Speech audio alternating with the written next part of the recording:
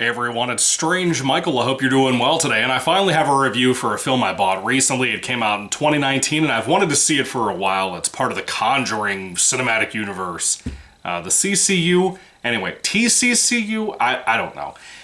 The Curse of La Llorona, or Ya Llorona, I don't know. There's a bunch of different ways people argue over how to say this in Spanish, because it's basically based off of an urban legend from Hispanic culture, which is pretty eerie in general, about a woman named La Llorona, or whatever her ghostly name is, drowning her two kids and going around from house to house to find children at nighttime to kidnap and maybe drown herself because she misses her kids or is reliving that. There's a lot of discussion about how that urban legend's actually told, but nonetheless it's creepy and a very scary stories to tell in the dark way.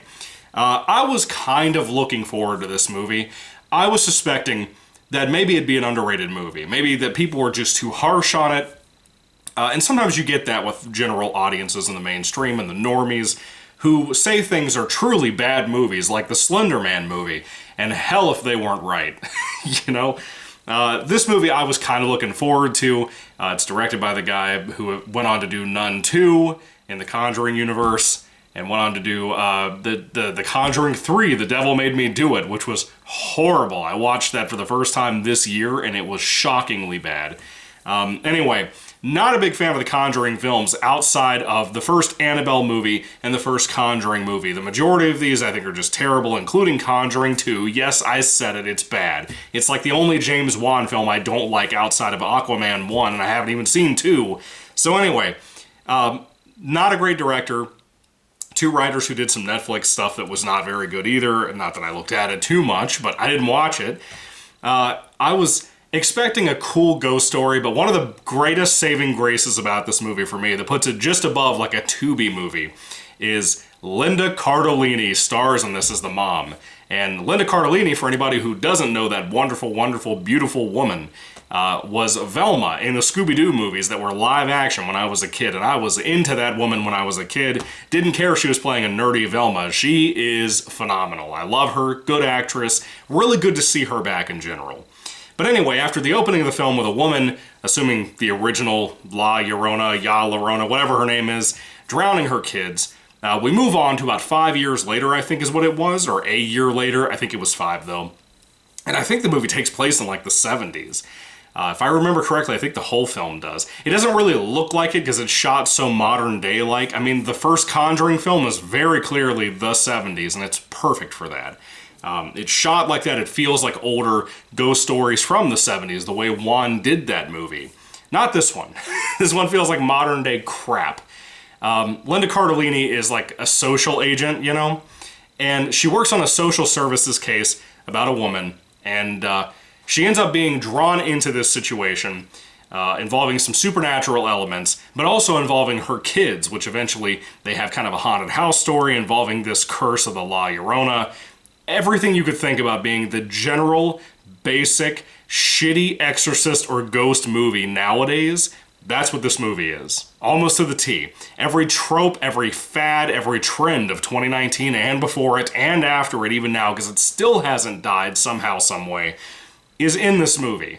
Which is such a shame, because it's so bad for that, just like you would generally assume. If it looked bad, if you thought everybody around you, including your friends and family and YouTubers you watched, said it was bad, that's because it is actually bad. I really did not like this. Things towards the end of it don't make any sense, how they would counteract an actual ghost. Like, how can you stab a ghost?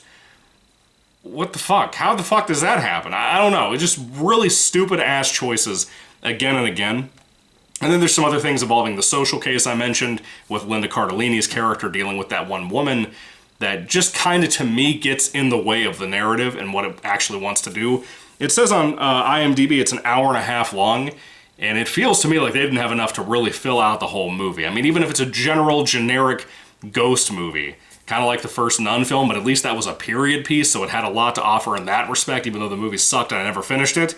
One day I'm going to cover all these Conjuring films for you all, and it's going to be a while, because the majority of them I think are awful. It's not just a trendy thing to say that they're bad. They're really actually typically bad, in my opinion. Even the first Conjuring is very generic in a lot of ways, but is executed in a cool way. I just don't love the third act of that movie. But getting back to this, though, it's not greatly shot. It's not amazingly well directed. It's not well beautifully cinematography-wise. It's nothing really special in any regard. You are filled to the brim with jump scares. Can you spell jump scares? You might as well, because you have the time to do it.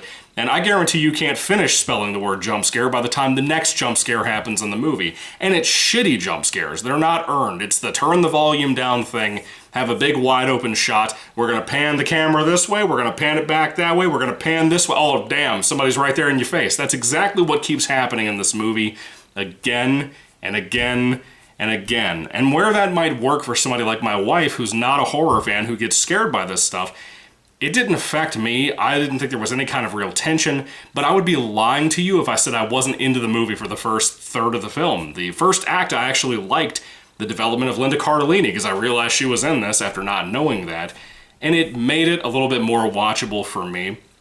But outside of that, not really so much. It really doesn't have much to offer. I wish the ghost looked more like this, with the veil on her face all the time. Not really. You're more of getting stupid shit like, well, like this Ooga Booga shot right here. You see that? Can you see that? The Ooga Booga shot right there is more of what you're getting in this movie, of just bammo right in your face, almost like it's a 3D film. Did this get released in 3D? It feels like it did. Poorly written, poorly acted even from poor Linda Cardellini, who tries, but oh, God, it's so bad. The kid actors are trying, they have nothing to work with. I feel like they would actually be competent. They have nothing to work with. There's a guy who's like a former priest who gets involved with the situation. Nothing to work with, really. I just feel like everybody has the ball dropped because the ball was never thrown up to begin with, you know? That was a weird way of putting that, but that's what it feels like to me. It's filled with CGI, it's filled with moments that don't make sense, like how the ghost can touch you and it'll like burn you, right? But there are other scenes where the ghost will touch people's hair and stuff. Why does the hair not burn? Why is it just skin? It's so fucking stupid. Everything about it that could be fucking stupid is fucking stupid. And that just should be the giant warning about this movie.